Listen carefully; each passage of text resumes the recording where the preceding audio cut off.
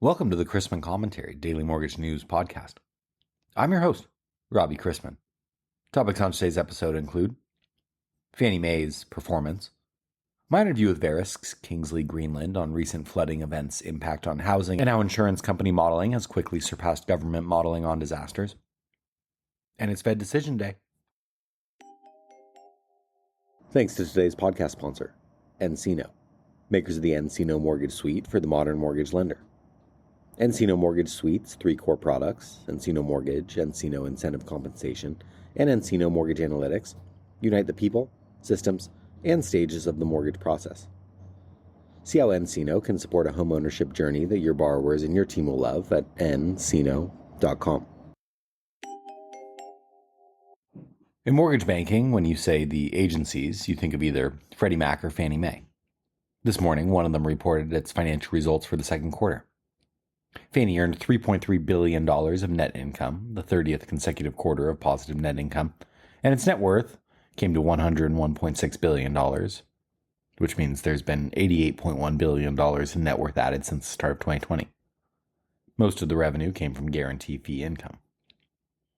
Redwood Trust also reported its second quarter 2025 financial results, and GAAP book value per common share was $7.49 at the end of June, relative to $8.39 per share at the end of March. Economic return on book value of negative 8.6% for the second quarter, as I calculate it, and GAAP net loss related to common stockholders of $100.2 million, driven by legacy investments.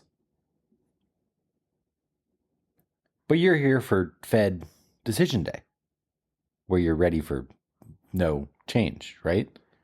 It's a foregone conclusion that rates will remain unchanged.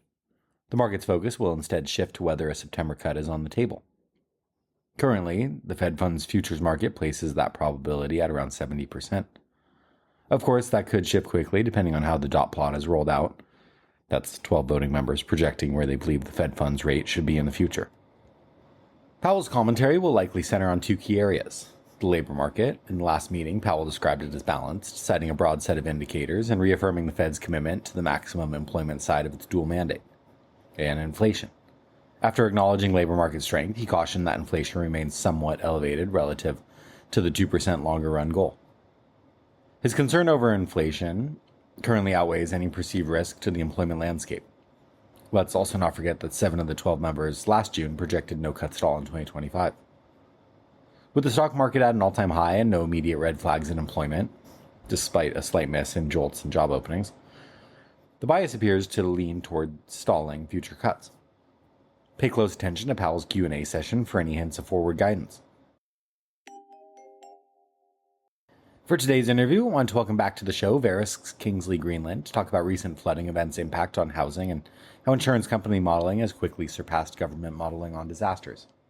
He's Director of Mortgage Risk Analytics at Verisk, where he helps organizations quantify risk to catastrophic weather events such as floods, hurricanes, and wildfires. As I mentioned to you offline, I'm right along the Mississippi River here, and it's probably apt to have a discussion about what's been going on around the nation, and maybe that's a shrewd way of putting it, but there's been a lot of flooding recently, Mississippi flooding. I'm terrible at segues, but at the beginning of July, the Guadalupe River overflowed. It killed more than 100 people in Texas Hill Country. We've also seen floods in North Carolina, parts of the Midwest, New Mexico, D.C., New York, New Jersey. There's the indelible images of water rushing into a subway station on video. People have passed away, perished around the nation as a result. I don't quite know where to start aside from, are these worrisome trends? Are these out? We talk about once in 100-year type flood. Maybe we're getting them all at once. Maybe the good Lord is mad and there's, it's raining in biblical proportions as a result over something else we did as human. I don't know. But when it comes to the data of what we're seeing, are there discernible trends? What are you seeing in the data? Well, the Texas flood, that was in flash flood alley. So to look at that as a surprise, yeah, it was. We're not as good at predicting the when as we are the where. So I look at extreme precipitation events And we segue into three different ideas for flood. One is your river flood next to Mississippi. When those occur, it tends to be slow because you can sort of conceptualize there's more places for the precipitation to go. So if you're in a river adjacent property, yeah, you should look at a flood map and see if one area is for any number of reasons riskier than the other. The second way we can see flood is through these flash floods, these extreme precipitation events. When those occur, it tends to be from rapid rainfall into an area that redirects the water in some way. So if it occurs up in the mountains, you think of this, a lot of precipitation coming over a larger surface area, and it channels it, it restricts it, which turns creeks into rapidly flowing, basically instant rivers. And those become more damaging and more severe when they pick up debris. It kind of can carry debris with it, which is more damaging than water alone, and seems to be a function of flow of the water. And the third case that you mentioned is in cities. That's also at risk for extreme precipitation, because if you take the water and just sort of drop it over a city, because of concrete, it's not, the ground can't absorb the water, right? So it runs off into places that you don't want it. But cities benefit from mitigants. They have systems, words escaping me in any event. Sewer, yeah, sewer systems. That's what I'm here for. Right.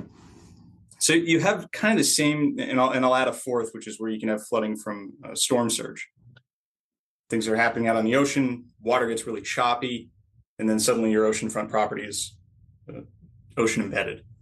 So you have all these different ways that water hazard can manifest in different locations, but it is tracking with an observed theme in hydrology, climate science, however you want to frame it, that since around 1950, North America has seen about a 15 to 20% increase in extreme precipitation events. The exact mechanics of why that occur, beyond me, likely beyond your listeners, but it is one of the climate elements that you can see and observe in the data. A lot of the other warnings that we're hearing in big government or centralized publications are things that may happen or are more likely. The water coming from extreme precipitation is in the data, it's observable, and you can see it not only in the news, but in your own life. You can look around and say, oh, we have more extreme precipitation. So where it's going to manifest and how it affects properties and mortgage markets, that's a localized concern. I think you've seen elsewhere that something like FEMA or the NFIP, it's like 90 to 95% of the claims are in 5 to 10% of the areas. So there is some repeat there, but yeah, we'll pause for a second. Let's talk about kind of the dating of stuff here, because I think that FEMA uses floodplain maps to designate special flood hazard areas, but the data on those is based on readings from the middle of the 20th century or earlier. And so common sense, at least in my opinion, would dictate that these maps would get updated, but then you get into a whole different thing about staffing cuts at FEMA or throughout the federal government. Are we not keeping pace as a society? And we can tie this to the housing market, sure, but in general, are we not keeping up with even proper understanding of the risks out there? Understanding, I think we understand them well. I think it's adapting and implementing changes to be as cutting edge as we could be. But that runs into the issue of trade-offs, and that if we want, we live in a world of scarcity, particularly government that's funded by taxes and has a budget that's approved through a slow process. It's not designed to adapt and adjust quickly. We have competing interests all over the country. We can't have all the things we want. So for every dollar you spend on retroactively elevating a property in New Orleans for the same cost as building it in the first place, You're also saying no to putting the same dollars towards school, healthcare. I can go on. So can you look at certain areas and say, wow, I can't believe we have buildings here, or I can't believe we're subsidizing this, or we could have done more in hindsight? Of course. But if you look at that same trend and saying, where are we from 2050? We're absolutely more resilient to the same natural disaster. You can find isolated incidents where we didn't see it coming, but go back pre-technology, pre-internet, pre-radio, pre-radar. These things are really catastrophes of a different magnitude. So can we get to zero? No damage, no lives lost every time we have some exogenous shock? I don't think so. It's not an advocate position for not doing anything, but I would like to suggest that we can't expect to be 100% resilient all the time. When natural disasters occur, it seems almost unfair to have these expectations like, why didn't you do more? Why didn't we see this coming? Very few people come out of these crisis type events looking great. It's a catastrophe. That's the right word for it, right? Yeah, I remember I was riding my bicycle through Lakeview, Ohio last year, and they had tornado damage, and it was just the entire town obliterated. I'd never seen anything like it. It's like you can't, that's hard to prepare for. Maybe an earthquake with retrofitting structures in a place like California is a little easier. When there's an elephant in the room, I find it. Okay, so we're gonna get political like we do sometimes here. It would seem that a lot of these climate-related disasters are happening in what I would say are red states. Hurricanes and tornadoes, and a lot of the flooding going on out there. Even wildfires. You think about a city is normally blue and the countryside is normally red. Wildfires happen out in the country, unless we're talking Palisades earlier this year. Yep. Why is it? Why has it become so politicized? Because one side's saying, well, this is happening because of climate, and the other side's saying, well, this has always been happening, and I knew the risks before I lived here. It sounds like you and I have determined maybe people don't quite know what they're in for in something, but maybe they have no choice to move. And now I'm just rambling, but I gave you a lot of meat there on the bone. You can pick at what you want. So yes, disaster response, even disaster declaration is politicized, but I don't see it as one party versus the other. It tends to correlate with election cycles. There's some research proving that when presidents choose to make a disaster declaration, it's more likely as they're closer to an election for the same severity of event. Wow, interesting. So that's one of the first things I read in this job. It's like, is it political? Yes. As a matter of fact, it is. So is climate belief and your interest in acting on it. There's a study from university, I think a few years ago, that said, well, if you believe that the climate is changing, and I think it was framed as independent of whether or not you trace it to carbon, just is it changing? Then you're more likely to reflect that in your buying preferences. If you don't, then why would you pay a premium or expect a discount for something you think is something that's just cooked up? Why is climate politicized? Well, I think you can say without ruffling too many feathers that it's because politicians pick it up. They talk about it constantly and say, if you're with us, you're going to think this thing. You just did or going to Mortgage with Millennials. I remember my first introduction to the idea of a changing climate was from former presidential candidate Al Gore. I didn't hear it from a scientific paper. Why would I read that? I hear it from a politician who's taking this as an issue because presumably they're either representing a constituency or they think they can get votes, and they campaign on it. So of course, it's politicized. Well, it's funny. There, the South Park premiere this last week where they had Donald Trump in bed with Satan. I haven't seen it yet. I will. The left is rejoicing. Oh yeah, they finally roasted Trump in a way that he could. Yeah. Well, the left was pretty incensed when they had Al Gore loving Man Bear Pig or whatever the character was from the early 2000s. So yes. Always whatever suits my benefit. As I've said to you before here, I'm an equal opportunity troller. I do have a quick question. You mentioned premiums. Mm-hmm. Insurance. It would seem that first half insured losses stemming from natural catastrophes, they're as it's as great as it's ever been. Mm-hmm. A lot of the modeling you do is probably incredibly up to date. FEMA, like we said, is using retroactive maps. Are the insurance companies on top of this like they should be, even maybe more so than they should be? in terms of how they're structuring premiums and how they're modeling catastrophes and the ways they're charging people? I don't think there's any group of people that's further ahead in understanding not only how climate has affected natural hazards, but the implication for real estate markets that's in the insurance industry. They're ahead of the universities in many elements of the risk. You did trigger an idea, which I think is it's worth hashing out a bit. I do not expect individuals to understand their own climate risk the same way that a bank should not understand the borrower to understand their own credit risk. So they'll signal that to them through an interest rate or through points because the bank is the expert at evaluating credit risk.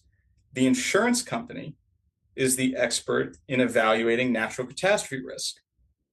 Allow them to do that by setting the premium, the amount you pay to insure the property against the risk, and you're sending a crystal clear signal to the otherwise uneducated borrower on what their flood risk, wind risk, and wildfire risk should be. Easier said than done, right? Because we're not living in this world where it's all correct signaling of risk. But that's the mechanism to do it. If I see a higher price for two adjacent properties, I have an incentive, both financial and emotional, to understand why they differ. If everyone pays the same price, then of course you're retroactively going to be surprised if you learn that the risk is significantly different. You weren't paying for it.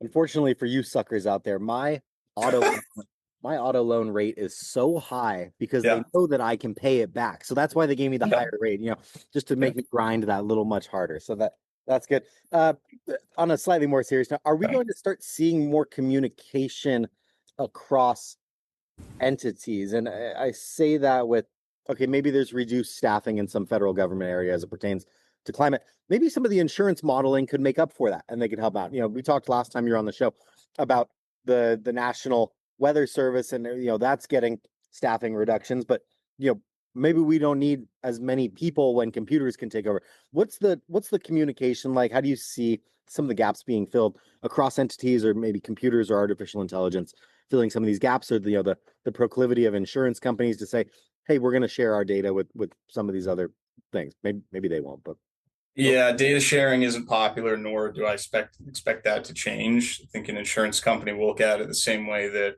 a bank doesn't want to communicate their margins to their competitors if they think they have an advantage or disadvantage. They look at that as somewhat of a trade secret. In terms of gaps, there's always this interest in more data. But in my view, we've already collected enough that we can communicate where the risk is. So if we accept this uncertainty that the when, I think that's as good as we can get. For educating consumers, it's a bit of get in line. We're inundated with information about risks or opportunities or things we should be concerned about, not concerned about.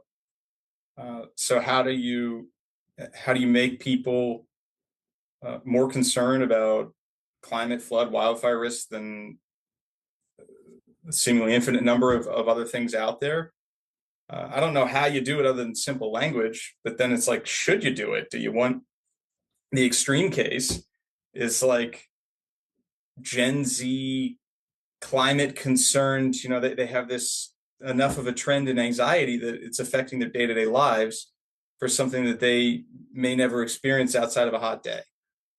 So there's a balance of saying that this isn't something that we should allocate any attention and resources to. I'm not in that camp, but I'm also not in the, panic. We can't have barbecues on the 4th of July because we're emitting carbon and we just need to stop all that. I don't see it that way either.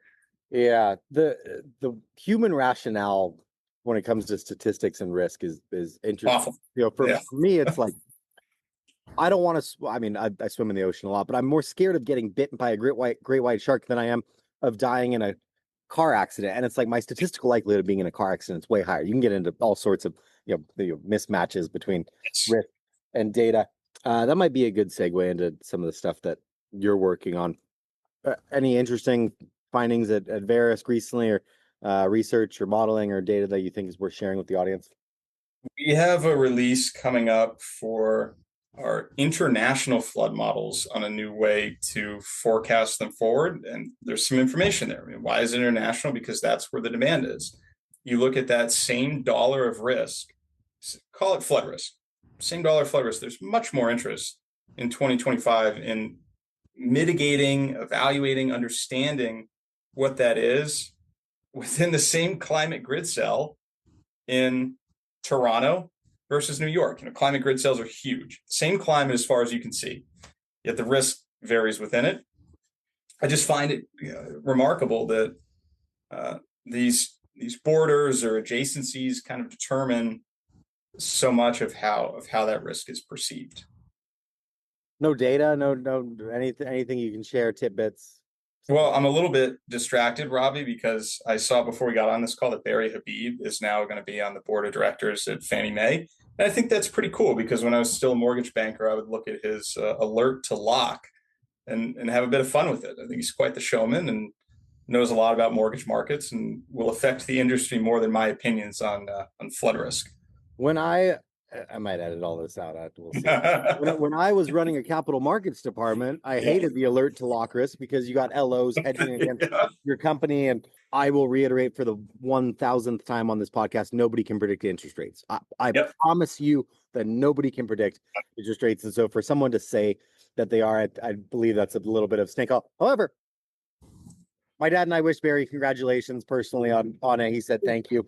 We all want what's best for Fannie and Freddie, and an originator perspective is always a valuable perspective. And maybe I'm just jealous because I can't grow a beautiful goatee like he can. Who knows? There's something there. Yeah, something there for sure. Regardless, always good talking to you. Maybe we'll talk about your son's lacrosse, budding lacrosse career next time. And I say that because I'm in La Crosse, Wisconsin now, as you know. That's cool. But plenty of things to discuss. Probably have you back on for hurricane season. That's come. Actually, I want to close with this. What is actual peak hurricane season? Because I remember being a kid and being in Biloxi, Mississippi 2 weeks before Katrina, and that happened in August. And some people will tell you peak hurricane season isn't until September or October. I feel like it's petered out by the time we get to October. Give us the straight and narrow here. Yeah, I don't know the answer to that, which is why I kind of chuckled when the new FEMA director was getting internet heat for not knowing that there was a hurricane season, because the season itself, I think it lasts about half a year. So, you remember hearing some headlines that it was early, something coming in January. So we are moving further, whatever that bracket is, but I don't have that in my head. Kingsley Greenland, our climate expert, who also doesn't know when hurricane is. Always a pleasure talking to you. Thanks, Robbie. Turning to rates, a strong $44 billion 7-year Treasury note offering yesterday helped bonds rally in sync with MBS, which has been a rare occurrence lately, sending yields on the 10-year note and the 30-year bond to their lowest levels since early July. Treasury auctions this week went down without much fuss, signifying strong investor demand. And while we are on the topic of supply, the release of the Treasury Department's financing estimates has further refocused the market on the supply side of the equation. The size of the liquidity buybacks will be released this morning, and earlier in the week, the borrowing estimate provided context for the amount of bill issuance the market will need to absorb in the coming months. Mortgage prices are a result of supply and demand, and an updated look at July gross issuance and prepayments will be released next Wednesday. Early estimates have Fannie 30 and Fannie 15 speeds increasing 8% and 9% on average, with Ginnie 2 speeds 4% higher due to a 10% increase in collection days and increased refinancing activity. Month-to-date gross issuance at $100.8 billion has exceeded $100 billion for the third straight month, but is set to fall short of June's $108 billion, which was the highest since last November's $117.8 billion. Today's economic calendar, which brings the latest Federal Open Market Committee events, that's statement and Chair Powell's press conference, kicked off with ADP employment for June, which was up 104,000 versus expectations of 50,000 versus negative 33,000 in May. Do you follow all of that? We've also received mortgage applications from MBA, which decreased 3.8% from 1 week earlier. We had the first look at Q2 GDP, which was up 3.0%, with the core PCE deflator up 2.5% annualized, and personal consumption up 1.4% annualized. Later today brings pending home sales, expected to increase 0.8% month over month in June. Treasury releasing the details of the quarterly refunding, the latest rate decision from the Bank of Canada, and more earnings from Wall Street ahead of the Fed decision. Don't expect a unanimous FOMC vote based on recent pro-cut comments from Governors Waller and Bowman. Powell's press conference should provide more light on a cut as soon as the September 17th meeting. After all this news, agency MBS prices are roughly unchanged from Tuesday's close, the 2 years yielding 3.89 and the 10 years yielding 4.35 after closing yesterday at 4.33%. Don't forget, it's still a busy remainder of the week with job cuts in the PCE inflation index tomorrow and non-farm payrolls, ISM, and U Michigan sentiment on Friday. Let's wrap up with a joke and some housekeeping. We're coming up on the autumn mortgage conference season, complete with plenty of breakfast with Applewood smoked bacon. Did you know that vegetarians live up to 9 years longer than meat eaters? 9 horrible, worthless, baconless years. Thanks again to Encino, makers of the Encino Mortgage Suite for the modern mortgage lender. Encino's 3 core products, Encino Mortgage, Encino Incentive Compensation, and Encino Mortgage Analytics, unite the people, systems, and stages of the mortgage process. See how Encino can support a home ownership journey that your borrowers and your team will love at encino.com.